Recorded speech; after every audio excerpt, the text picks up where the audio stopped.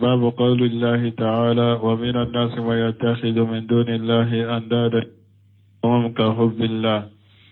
المسائل قال الخامسة أن للإيمان حلاوة قد يجدها الإنسان وقد لا يجدها. بسم الله الرحمن الرحيم، والصلاة والسلام على نبينا محمد وعلى آله وأصحابه وسلم تسليما كثيرا. سبحانك لا علم لنا إلا ما علمتنا إنك أنت العليم الحكيم. أستغفر الله الذي لا إله إلا هو الحي القيوم وأتوب إليه. اللهم انفعنا بما علمتنا وعلمنا ما ينفعنا وزدنا علما. بي أرابا سوية هجرية باكلياني كمناني أني بيناني أني ولون فلا شهر رجب من هجرة سانكالو ولون فلانا بسوية وطاني كلناي. ميلادي نصارو كجاتي با فلاني مغاني دورو سانكالو تاني فلانا بسوية وبسبا أني كلناي. ambe dawrabu masjid rajaw ambo kono darasu wa shaykhul islam mamur ibn abdul wahhab aka kitabu kono kitabu tauhid bonda minna ko minna na alaka kumala ko mo doge mo wala be bato few mina nugo ka bato few kanu ko min nube alaka no chokomi dalla munun nana bonda inna ayaw ne hadisani asarula anyu ulukana ambe akam masaila udela bi masaila munun kalananka ubena kalanka folo kera munye alqamisatu anna li iman halawata قد يجدها الإنسان وقد لا يجدها. قد دامو بالليمان يلا أن يدو بوندا ينكونو أكا حديثو كونو قد دامو بالليمان يلا. قد دامو هذا مدين بسكا سورو إبسكا كيفانا يتاسورو. أمبو يؤمن يرجما توغج من قوله أمبو منك بوچيدن ككمالا ثلاث من كنا فيه وجد بهن حلاوة الإيمان. تيدن كو سبا ني او سبا به مؤمنا يبل لمن دام سوري دسكون كونو. وهذا دليل انتفاء الحلاوة إذا انتفت هذه الأشياء. نيدل ليرنا كل من يدامو abe boye ni hada maden ta soro ninni ko nunun mboray ninni ko nunun te liman yadda mute ni yedde layrana ko liman yadda mute ninni ko sabama soroy. السادسة أعمال القلب الأربع التي لا تنال ولاية الله إلا بها ولا يجد أحد طعم الإيمان إلا بها. السادسة ورنا آمال القلب الأربعة. آمال القلب الأربعة أن دسكون كبارة دسكون كبارة ودون حديثة كن دسكون كبارة ناني دو دسكون كبارة ناني أن يوفنا دو بندك حديثة كنو التي لا تنال ولاية الله إلا بها. دسكون كبارا ناني مي نلي من يتسرو نؤتي ولا يجد أحد تعمل إيمان إلا بها. دسكون كبارا ناني من فلي لمن يفعل دامو تتكسرو نؤتي على كبسي نغنيا وتسرو نفود دسكون كبارا ناني من فلي نيوكو سرو يبولو على كبسي نغنيا تتكسرو fo ewa dusun ka bara nani min fule ni ka sore bolo kele fulanna limaniya damu tɛ se ka sɔrɔ fo dusukun baara naani min filɛ nin ye o ka sɔrɔ o ye jumɛn ye wahiya alhubbu fillahi dusun ka baara naani ye jumɛn ye fɔlɔ ka kanuni kɛ ala kama n'i bɛ mɔgɔ kanu a kanu ala kama n'i bɛ baara dɔ kanu a kanu ala kama n'i ye kuma dɔ kanu a kanu ala kama ala bɛ karasa fɛ maana ala batola tawhidi mɔgɔ sunna batobaga ala b'a fɛ ewa karasa ne b'a fɛ ni o ye nin kuma fɔli ala b'a fɛ ne ye o kuma kanu ni o ye nin kɛwale kɛlen ala b'a fɛ ne ye o kɛwale in kanu ni o ye nin ye fɔlɔ ye wal bughdu fillahi dusukun ka baara filanan ka kɔniya kɛ ala ko la ka kɔniya kɛ ala ko la karasa tɛ ala kɔfɛ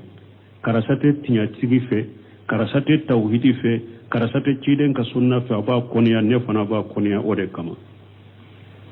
karasa tɛ ala fɛ a tɛ ala kɔfɛ a b'o kɔniya n ye a kɔniya o kama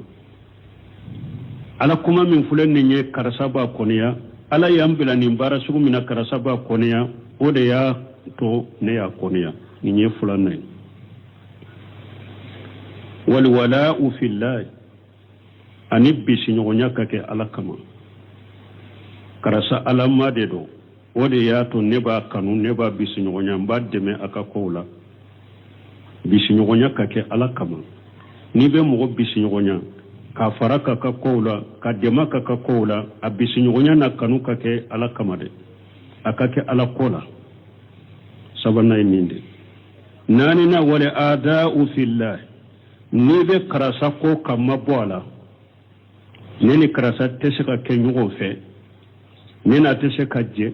a bɛ ko min na ne tɛ fara kalanta dɛmɛ o la o ka kɛ ala ko la karasa ala ko de ko a tɛ ala ko de fɛ ne fana ne y'i ma bɔ a la n y'a kɔniya ne o de y'i ma bɔ a la o ka kɛ ni ala ko de la tunalu wilayatullahi illa biha aw ala ka kanu ni ala ka bisiɲɔgɔnya tɛ se ka sɔrɔ ni nin tɛ dɛ ala ka kanu n'a ka bisiɲɔgɔnya o tɛ se ka sɔrɔ ni nin tɛ falaw sallal insanu wa sama wa wala ada allahi ni hadamaden sallira a sunna ni a ye ala jugu kanu ka ala jugu bisiɲɔgɔnya fa innahu la yanalu wilayata allahi nin tigi a tɛ ala kɔni ka kanu ni ala ka bisiɲɔgɔnya sɔrɔ e ka salli cayara cogo o cogo i ka sun cayara cogo o cogo ala ko man di min ye ala mɔgɔw man di min ye o de ka di e o de ye e kanubaga o de ye bisibaga ye e tɛ ala ka bisiɲɔgɔnya sɔrɔ qala ibnul qayyim ko atuhibbu ada alhabibi وتدين حب له ما جاك في إمكاني نوني أقول ابن القيم أقول إكانوا بغا جغو إبن مغمين كانوا وجغو إبو كانوا إبن أساقي كا ولفنا كافو كو إبو كرسا كانوا أقول وتسكاكي نبي كرسا في نبي كرسا كانوا o karasa jugu e b'o fana kanu bunukaimu ko tɛ se ka kɛ o ninnu tɛ se ka kɛ o tɛ se ka fara ɲɔgɔn kan ni ko n bɛ karasa kanu i y'a kanu ni ala ko de ye fana mɔgɔ min y'o karasa juguya mɔgɔ min y'o karasa jugu ye e ka sagi o k'o tigi fana kanu e n'o bɛ dɔn ka bɔ la a b'a ka kow kɛ ɲɔgɔn fɛ bunukaimu ko a tɛ se ka kɛ e k'a fɔ e bɛ ala kanu e ni ala jugu e ka ala jugu kanu o tɛ se ka kɛ o e ko e bɛ karasa kanu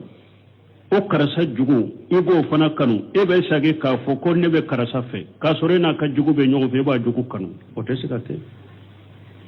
wa haja ibn Usaymin ko rahimahullah ko min filɛ nin ye la yaqbaluhu hatta sibyanu mɔgɔ si tɛ sɔn ne ma o hari denmisɛn fitinu o tɛ ne minɛ mɔgɔ ye hari denmisɛn fitininw tɛ sɔn ne ma an tuwalliya mani aadahum hari denmisɛnninw de mogo min b'o juguya e n'o ka kɛ kelen ye ko bise ɲɔgɔn ya hari denmisɛn fitininw tɛ sɔn ma janko mɔgɔ wɛrɛ hari denmisɛnnin n'a y'a ye ale ni min bɛ kɛlɛ la ale ni min bɛ juguya la e ni o bɛ ɲɔgɔn kanu e ni o bɛ ɲɔgɔn fɛ hari denmisɛn fitinin tɛ sɔn a ma janko mɔgɔ wɛrɛ وقوله وهذا لا يقبله حتى سبيان أن تولمن أداهم السابئة وقوله ناكو ولا يزيد أحد تام الإيمان إلا بها مغسيت لمن يدى مصرني قتي مو فناني كم غكنوا على كم معقوجة من قول ابن عباس مؤلف الإمام محمد بن عبد الوهاب أيوكما من يرجما ابن عباس ككما ولن يجيد عبد تام الإيمان كتا كما لبا ابن عباس أكو كجونت لمن يدى مصر أبدا وإن كسرت صلاته وصومه حتى يكون كذلك ابن عباس يوفو حديثنا أكو الحب في الله والبغض في الله من أحب في الله وأبغض في الله وأتى في الله ومنع في الله من أحب في الله وأبغض في الله ووالى في الله وآدى في الله أياف ننشودلا فإنما تنال ولاية الله بذلك ولن يجد عبد حلاوة الإيمان ولن يجد عبد طعم الإيمان حتى يكون كذلك ولن يجد عبد طعم الإيمان وإن كسرت صلاته وصومه حتى يكون كذلك أكو هذا مدينة لمن يدى مصر أبرا فويكتي وشغللا كمغوكانو على كولا كمغوكو على كولا كمغوبسيو على كولا كيما بومغولا على كو كما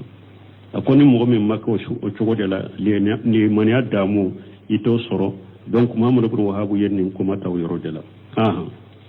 السابعة فهم الصحابي للواقع أن عامة المواخاة على أمر الدنيا. السابعة أقول فلنا فهم الصحابي للواقع أقول أمب منا سيبا يودو نيم بكنكا سيبا يودو سيبا جمع ابن عباس نيم بكنكا هذا ما دوم بلو ابن عباس يودو ويجمع أن أمة المواقات على أمر الدنيا ko hada madon ka balima ya chama ko balima ya chama ko abejiya ko deka hada madon kan yugon kanu chama o ka je yugon ya chama ko abejiya ko deka as-sahabi ya anni ibn abbas radiyallahu anhuma na ko min be kenenka sahaba yodo o sahaba jumay ibn abbas alaka je ka bu fula bema قوله ناكو إن أمة المواقات على أمر الدنيا ناكو هذا ما دون كبالي ما يتشاما كو بجيا كودكا هذا في زمنه يبنا باسك وقتي دي فكيف بزمننا أو كوقتي دو من يسمينو يانك وقتي تافو أنك وقتي هذا ما دون كبالي ما يبebe جيا كودكا إلا النادرة فوكلن كلو hada madon ka ko bebe jiyan ko de ka o ka balima ya bebbi o ka ngon kanu bebbi o ka nyon jenyen ma be a bebe jiyan ko de ka fo nadiri kelen kelen الثامنة تفسير وتقطعت بهم الأسباب. الثامنة سجلنا تفسير قوله وتقطعت بهم الأسباب من آيات توسيرين ko sababu tigaranu uye fassaraha bil mawaddati ibn abbas yenin tafsiri kanude ko kanu min tumberu nyogon ci atigara wa tafsiru sahabi idha kanat al ayatu min siyaq al umumi sebaka tafsiri ni aya nana gorobani de ka ni aya kuma chogo nana gorobani de ka nit ewa seba ye tawsiri do fo ala tafsiru bil misal uba fo tafsir ma ko aka tafsir min fulani ya yin misaliya de fodoro mana nibuna basa ya ewa ayayin nye gorobali de sababu be do ayayin kono men nibuna basa kon ni sababu ye nyogon kanu de ayin misaliya de fo nyogon kanu aya misaliya de fo ani nyogon kanu na nyogono ba fo ninde ma tafsir bil misali ayin misaliya de fo awiye doro sino te komi ayayin korobeyo oye la nyine wodi li anna li ibrata fi nusus al kitab wa sunna wa sunnati bi umumatiha parce que minye qur'ana kolon ani hadisa kolon unu jatebe unu gorobali de kan nu fora koni jatebe minka uba bedeta ube gorobali de ta ube na gorobali de ka fa iza zukira faradun min afradi haja al umumi wannan fen gorobali le min fulen ne mu dola kelen fora fa inna ma yuqsadu bihi tamsil wala ni yere dro kam misaliya de yirela ay mislu mawaddati mana ni buna basko wa taqata'at bihum al asbab na qal mawaddatu mana mislu al mawaddati komi kanuna nyono o bettige nuye komi kanuna nyono o bettige nuye lakin hatta li asbab al ukhra min hari sababu werew mu be mushrikun kabbato fewni nyogonce qiyama bettige allati yatakharrabuna biha ila allah hari ni sababu werew be ni mushriku bu yere gereni oye kata alama walaysat bi sahihati sababu mi ni asahalente fa innaha tanqati bihum la gharabettige nuye ko sababu bettige nuye wala yanaluna minha khayra utahira surunai التاسعة أن من المشركين من يحب الله حبا شديدا التاسعة كنتنا أن من المشركين من يحب الله حبا شديدا آيا يرنا جاء مغودو بمشركولا وبي على كانوا من كجل قصبه وبي على كانوا قصبه وبي مشركولا توغز من قوله تعالى ambo mina kabo alaka kuma lala min koro talendo wa minan nasi man yattakhidhu min duni llahi andada yuhibbunahum ka hubbillahi alakum mugodo be mugola ulube bato fium mina ko bato kafara alaka ubu ka bato fium kanu ubu fe kuma be alaka nu chokomi wa hum yuhibbuna li asnama hubban shadida mushriku bu kamuni monu ka bolu bu bato bu kanula kanu min ka gele kosobe wa tughadu min qawlihi ta'ala ambo mina kabwala ka kuma la min koro talendo walladhina amanu asaddu hubban lillah alakum mu'minun ye uluka alakanu ka giri ka teme mushriko ka alakanu ka kuma yi mafhumu bo min yiranna abo duma yiranna mushriku fana ka kanu ka giri watewa mushriku fana ka alakanu ka giri me mu'minu ka alakanu de ka giri ka temaka فأصدوا اسم التفضيل أصدوا يده اسم التفضيل دلو مانا كرسك على كنوكا جلده ما كرسك على كنوكا جلك تماكا يدل على الاشتراك في المعنى ما جيادات اسم التفضيل أبا يرانا كافو كانون ننفن فلا بجنن بكانونا ما كرستا وكاتا وجيدين وكاتا كرستا karasata ka gele karasata manam fulabbe be alakanu fulabbe ka alakanu ka giride me karasaka ara kanu de ka giri ka teme karasaka ismu tabdil nginde faqad istaraku fi shiddati al-hubbi mushrikun ani mu'minu ufarala nyugonka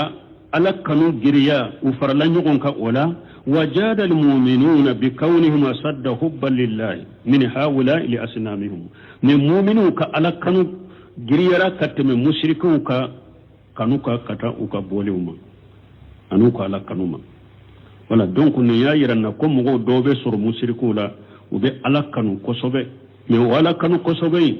no ye fen wore kanuka farala ka te fende nyauma lagara العاشرة الوعيد على من كان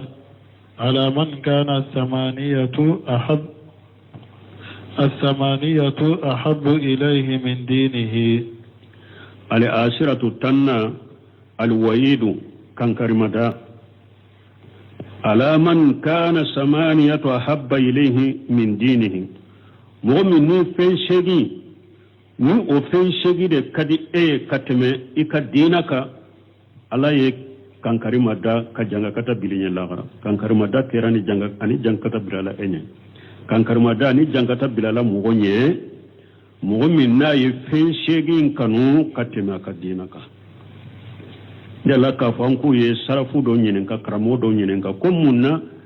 silama bella halam min nasisa munyato ye silama usoro nu dogoyale no be dogoyamala ako silamaw u ye fen segi de kanu bila fen sabanye o de ya to be dogoyamala o de ya to lahala min mbuka o yusoro u ye fen segi de kanu bila fen sabanye u ko fen segi nye jumay aye aya inkala aya imbena kala الثمانية هي المذكورة في قوله تعالى فين شيء نجمع فين شيء يد من فورا على كآية لا من قرطالين قل إن كان آباؤكم وأبناؤكم وإخوانكم وأزواجكم وعشيرتكم وأموال اقترفتموها وتجارة تخشون كسادها ومساكن تردونها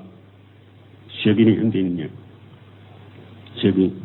أو فو أو دون aw balimaw aw furmusow aw ka kabilaw aya ka nafolo munun baara k'u sɔrɔ a ka jago n'a bɛ sira jago in ka pereden ye a n'a ka so ala ko ni nin fɛn segi de ka di aw ye nin ye segi ye wali wa'idu fi qawlihi kankarimaden ye yɔrɔ jumɛn fatarabbasu a ye sigi a ka ni ala makɔnɔ فأفاد المؤلف فإذا دام رحمه الله تعالى على كنيمة أن الأمر هنا للوعيد فتربصوا كل منيا كان كريمدا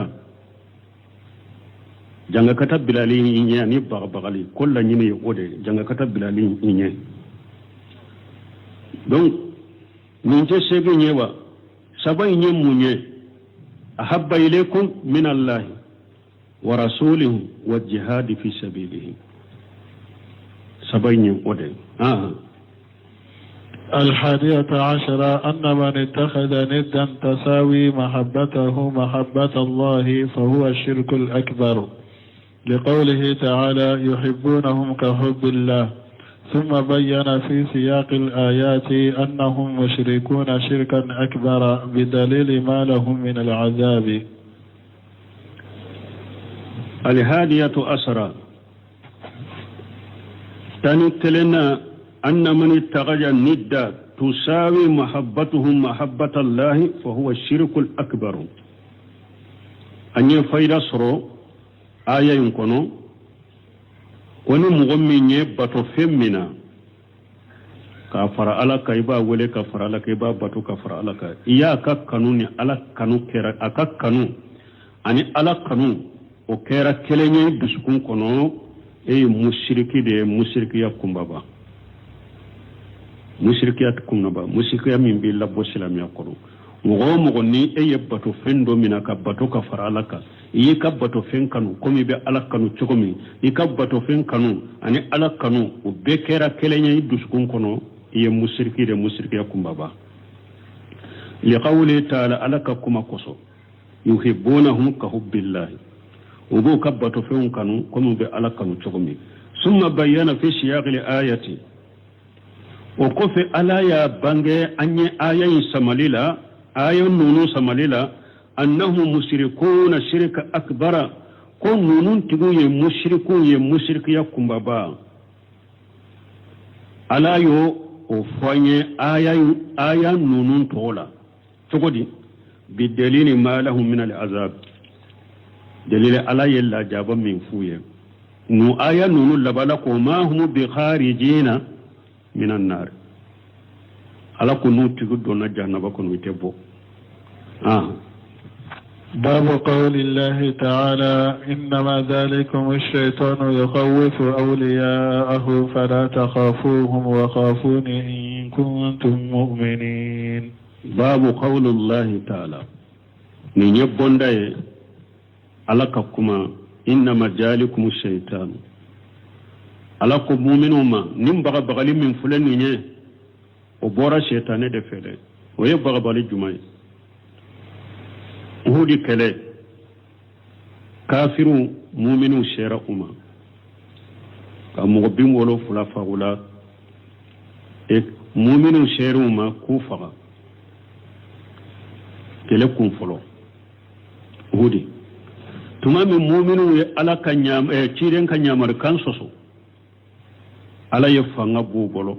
deme min tun jigna ala ye deme bosila ka deme di kafiru ma kafiru ye muminu faga fu ye mo bi wolon fula faga mu'minu la ci de nyere binanke hamu jabula tuma mi kafiru sagira katam makka usagito unimisira uko bi anye feremi sorwula anto nyogona soro tuguni anka sagi katuma anye tonu munun to ya anka tu to dafa o ya soro mo dobe bo makka bena madina uyochi ko na itara ibafo muhammadu ye awa ko allah bennene de ambe sagi kana ku to da fay o wele kala nana ka fo ci de nye seba we ci de fana ko seba uma ako shini an ka boka tu segere mo kura kana boka faranka de an munun yahudi kelen kede an nan ka jolun nan ka jogun ni feunde ande ka boka tu segere mena ayi mu'minun nin kuma fole mu'minu ye ayu dode farukalli munaka wa qalu hasbunallah wa ni'mal wakeel ayi dode farukalli munaka ko aya ala ya ngasa an nyaka ko de alama sinan kapo o ala kambo de ma akonni woleli min fulani ne ci dai nana ako ci ne sheba mu ewa akado kafirun uye ufarala nyogon kaw kama de kafiru farala nyogon kaw kama ko bena abbe baya to ala kambe do ma ako inna majalikum shaytan akonni woleli min fulani nyede ni mbora shaytane de fe yuqawwifu awliya'ahu nabaw lashra akabisi nyogoma nabaw bagba kalashra akabisi nyogoma fala taghafuhum akana siru nyede wa ghafuni in kuntum mu'minin ayasranni ala dayna ya mu'minu sebo bora umarali asadi har munun te sika tama balima fula dobe jogili ni joli munun bala utese katama utumbe nyoko mbambude nini nya to nyoko bambu katama na doni na ale sigana ale fana bejigi abato nyoko bambu fo usera yoro domo bafu umurali asad kirena kashebo uyettile damado ke tumami kafiru fana ya amwe ko aw ye cibila mununa ko bino kama ubora akoma de ubawuma de kafiru usirana u kontina kata umasagi tuguni usirana utara kirenyo shebo yettile dama ko do ke uyado kafiru tena tuguni utara usagira kana wala mu yamsasuhum su ala ko jugu yere musoro ni ala kan ne masagira ko jugu musoro usagira wala mbalumu nun kelela addo modo ka kuma ko sombe hakli jigi do kay ko ewa hadama de kuma bette se ka jabi komi nintile damado ad fililen tawlari yo sosoka mimba ke ka ke komi mimbe kofe na ye kuma do bulari yo sosoka mankancha yare yo sosoka uya almamu do sigi uba kuma la ako kuma bette se ka jabi re ko kuma bette jabi atara delilate ko ne ya ci de nyere ye ko hudi do ko ewa Abu Sufyan ko yala Muhammadu bewa yala Abubakar bewa Umaru bewa ko ci den ko mo kana jabi ko la kuma bete jabi de ko ay kuma munun fo ko mo kana u jabi kuma bete jabi adanna ni yorola min ne corona firu ka ko lo te kuma u dafa de mene tuma me ay nin fo ci den ko u kana jabi awa ako yawmin bi yawmi al harbu sijal ako abu sufyan ako kele jurufule doni de kolon kono wakati dola ni jina bo wakati dola ni jite bo kele yo ode awa bi anye min ke awla waye aye min kana badri o saraye bitaye ciiden ko kana jabi tumama ko ala hubal ko dilola dina lasa ciiden ko jibuhu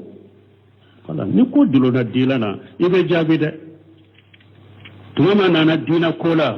ko hubali ukaboni de to hubali ko hubali ye fanga soro hubali ye sanna yere soro ciiden ko ya jabi ciiden ko ya jabi Allahu ajallan wa ala ako ya jabi Allahu aju wa ala ala de kabo ala de korotale no umama ko yoro da de mami ko nana dina yoro la dura dirula dina la duro ciiden ko ka jabi ako ala hubali ko Allah ako ciiden ko ya jabi Allahu aju wa ala ala de kabo ala de korotale no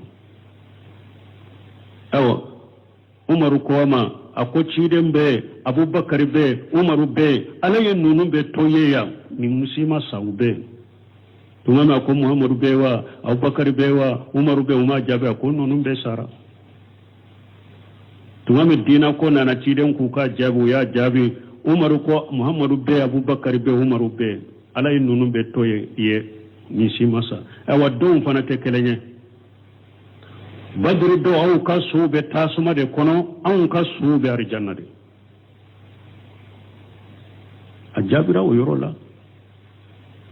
hada made en kana sige ka fo hada made be ciali ke dina la dina toye ube ka ciali ke dina la ni sunna toye fo ka bangede de iko jeya moye ako bangede feundo kana ta do dina la ka kalambali un trompe ka kafiru trompe nube silamia to cianai ube sunna to cianai ka sorute silamia kono te sunna kono munasabatu al-bab lima qablahu min babu kam munasaba munye babu min banye nyogonta chukodi babu min temenani ani nin babu ube nyogonta chugo jumambu ni nyogonche anna al-muallif rahimahullah مؤلف لك نيمة أخذ باب المحبة بباب الخوف كانوا بابو مؤلف سرنيا بابو توالا كانوا بابو أي سرنيا بابو توالا لأن العبادات ترتكز على شيئين المحبة والخوف بس على باتو أجولم ب أسنسلم بكفر لك wani ya to ayi babul khawfu siranya babu ayatu kanu babula paske bato asinsile na jolembe fem fula de ka kanu ani ala siranya fa bil mahabbati yakunu imtisalu li amri ni ala kanu ye hada madembe ala kanyamar kawunke ni ala kanu de ni ala kanu de ba kanyamar kawunke wa bil khawfi ni siranya ye yakunu sinabu nahay hada made mbe yire koroshi ala kabbalil fewma ni ala yasranya de ni be sira ayibali mununa numu ke nabi jangakata wa in kana tarika limashiyati yatlubu al-usula ila Allah har na yasro mu'min be ala soso toye har na yasro be ala soso toye pour ikashe ala dema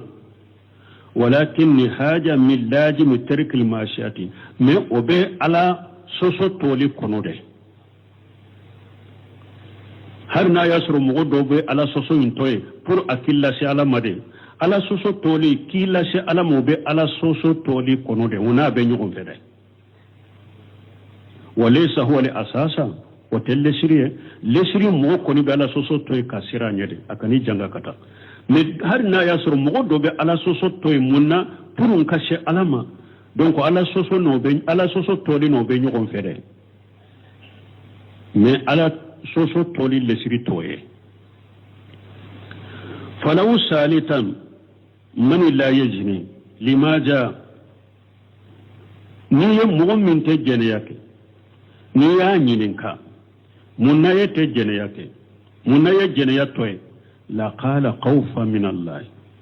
abafu ne ye jene ya toye mbesira Allah denye walau salita alladhi yusalli mu'min fana be salli ni ya nyininka munna ye be salli la qala tam'a fi sawabillahi wa mahabbata lahu abafu ne be salli de nimbe tamake alaka sarala ani alakanu wa kullu minhuma mulajimu lil akhari nunu kelen atokelendo ana tokelendo be nyugon fede fal qaif wal muti yuridani najata min ajabillah ala yasranya baga ala bato baga nunu fula ubebe min nyini kasira ala kakisi ala kalla jabama wal usula ila rahmatihi ani kasala kanema nunu fula bella nyini yote nun ko fula ube nyugon fede ala yasranya baga ala bato baga nu fula be la nyini munye nka kisi ala kalla jabama nka she ala kanema ma wa hal al afdalu lil insan afule kado faranfansa de do esga wakati mbota anta fe kuma nu tigara fana annafaka dogo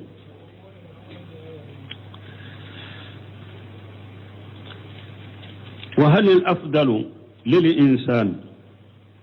yala akanya hada madewa an yuqalliba janib al khawfi aw an yuqalliba janib rajai yala juman kanya hada mademma ala yasranya yoro yala kaka iko de giriyawa ube ki jigida alaka ikanka ode giriyawa juman kanka giriya hada mademfe juman kanyi ka giriya hada mademfe yala ne yasranya de ka giriya ibolowa ode kanyiwa ube iki jigida alaka ode ka giriya ibolo de kanyi ikhtilafa fi zalika don kibaw yanyu so sonnena فقيل دوكو ينبغي أن يقلب جانب الخوف ليحمله ذلك على إسناب الماشية دوكو أكاكا على يسرنا يرو ودي كتشايا يبولو pour onake sababu kisi ala sosoma summa fili taati o kofe anilla sukpana kala batoke do yanni fo ko ala yasiranya yoro ko de kachaya bolo de kanyi ko nake sababu ye ini yere koloshi ala sosoma ani ina ala batoke wa ghila do ko yuqallibu janib ar-rajai ko jigi yoro ki jigida alaka ko yibo de chaya liyakuna mutafaila puru ina ke hera ewa jigi bagay alafe mutafaila munye mana ka hera jigi alafe wa rasul sallallahu alaihi wasallam kana yujibuhu alfal anko falu ante menuka ciden tumben nife mana hera ko kanu yere hera ciren tumbo fe donc ko do ko ika jigi yoro iko de chaya puru iyere na hera jigi yere lagara wakila ninye kuma julisa fulato wewa wakila do ko fi fili ta'ati yuqallibu janib rajai do ko nibe alabato to ika jigi yoro ala jigi yoro de ka chaya ibolo فالذي من عليه بفعل هذه الطاعات سيمن عليه بالقبول مغمي ni ala ye fonnan shiraki ni ye nim baton ke ala be fonnan shiraki ko mina fana wali haja qala ba'du salafi min da kusu salafu doko إجا وفقك الله للدعاء فانتظر الإجابة كوني على يبه سواء ما كيك دعو كلاي كوي كجابو ما كنو كوني على يبه كو إك مغمين كدعو كتا كيك دعو كلاي كيك جابو ما كنو لأن الله يقول كو بسك على كو لأن الله يقول وقال ربكم أدعوني أستجيب لكم أسكي ألاكو أو تيجي ألاكو كواكالي على ولي كوابا جابي دونك ولا شيسا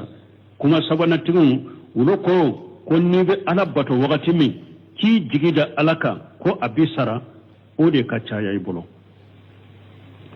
parce que e yere na hera kanu ina hera do yere ina hera jigi yere ala fe ni nye kuma sabana وفي في وكما سبنا توبه وفي في الماشيات يقلب جانب الخوف من نيب على سوسو وقتمي على يسرانيا يوروكا تشايا يبولو تو سورام بكما سبنا اندلا دي نيب على سوسو وقتمي على يسرانيا كتشايا يبولو او وقتي لاجل ان يمنعه منها برو اوني بالي على سوسوما ثم اذا خاف من العقوبات taba o kofi nisrana laka janga kata koro donc ina tubi wa haja aqrabu shay buna usmen ko kuma nonunda min kasuru kiyala ko yenninde na ba fo lakin laysa bijaka alqurb alkamili me ka fo kasuru kiyala suru yali dafani fana ko tede kuma wa sabaina min kasuru kuma sabaina ko de ko me suru yali fana dafalente لأن الله يقول قبسك ألا أقول والذين يؤتون ما أتوا وقلوبهم وجلة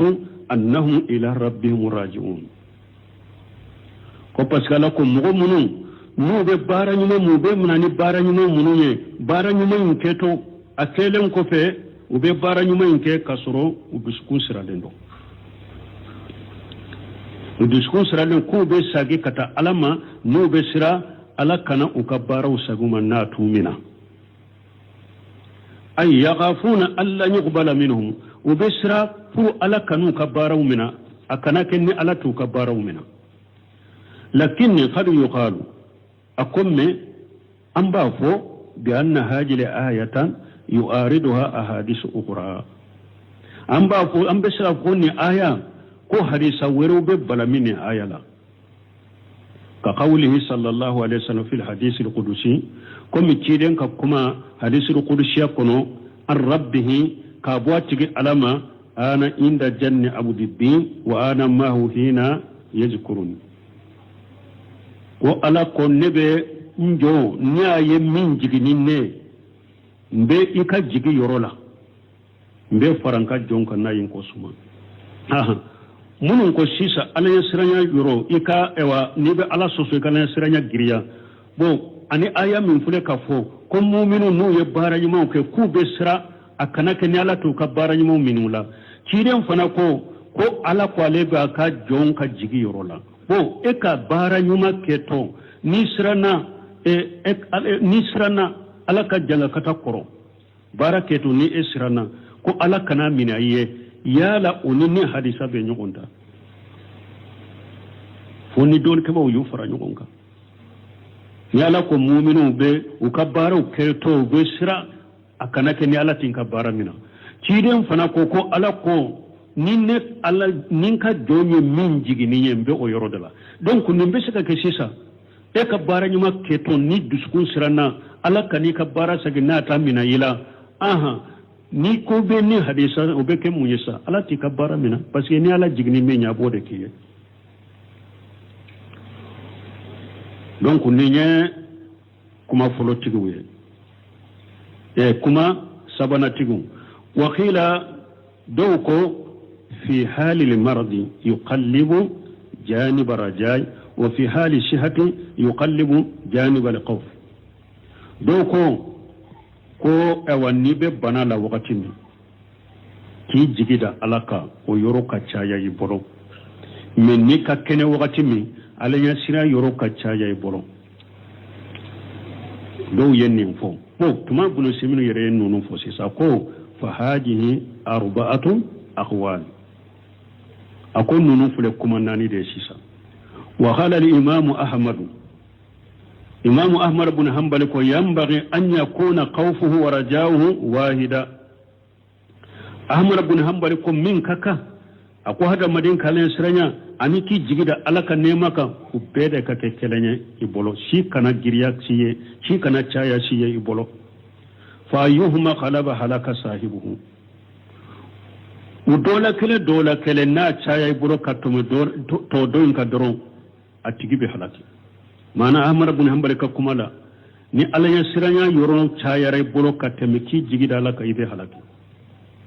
ki jigida alaka no yoro chayar bolo kateme alanya siranya ka ibolon ibe halaki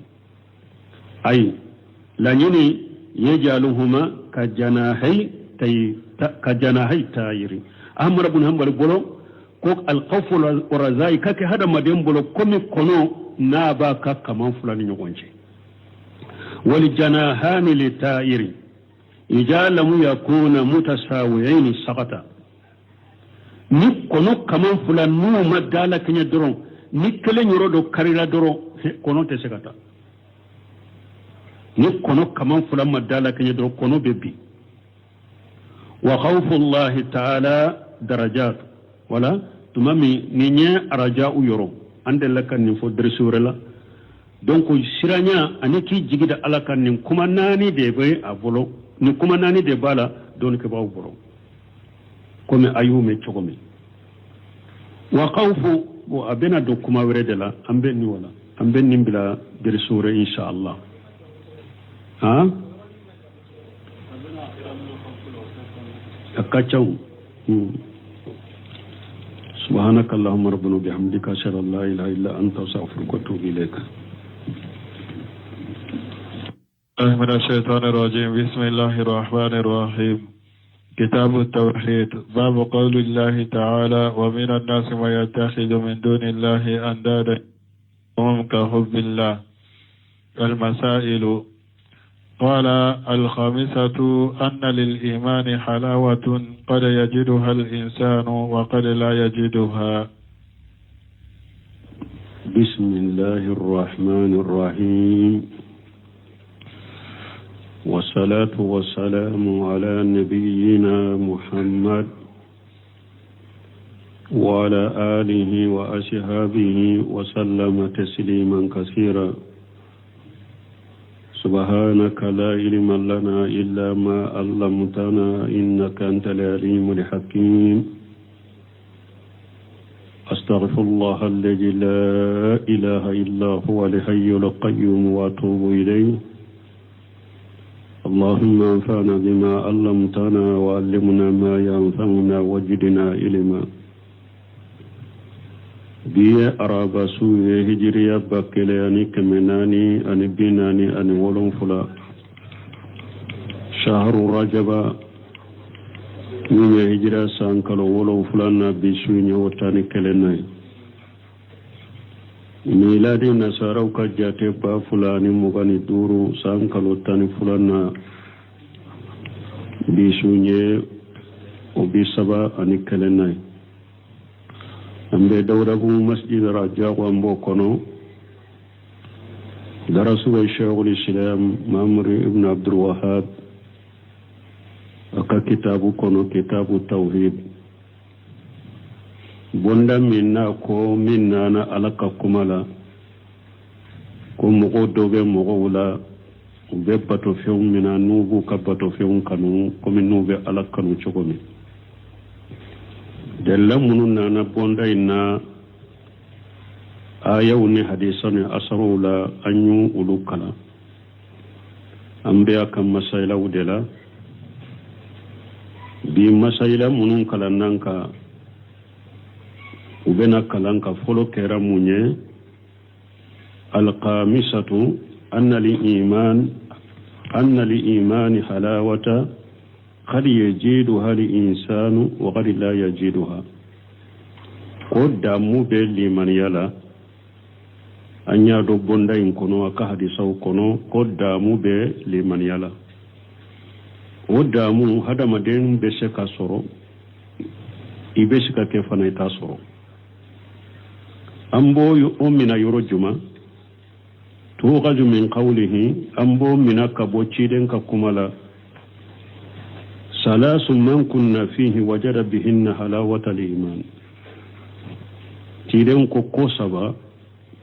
ni o ko sababe mogo min na i be limana damu soro i dusukun kono وهذا دليل انتفاء الحلاوة إذا انتفت هذه الأشياء نيدل ليرنا كل من يدامو أبي بوي نهدا مدين تاسرو نيني نكون نونون مبوري نيني نكون نونون تي لمن يدامو تي نيدل ليرنا كل من يدامو تي نيني نكون سبا مسروي السادسة أعمال القلب الأربع التي لا تنال ولاية الله إلا بها ولا يجد أحد طعم الإيمان إلا بها. السادسة ورنا أعمال القلب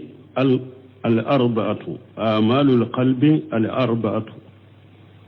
أن دسكون كبارة دسكون كبارة ودون حديثكم دسكون كبارة nani de do dusun ka bara nani anyo fana do bonda ka hadisa kono allati la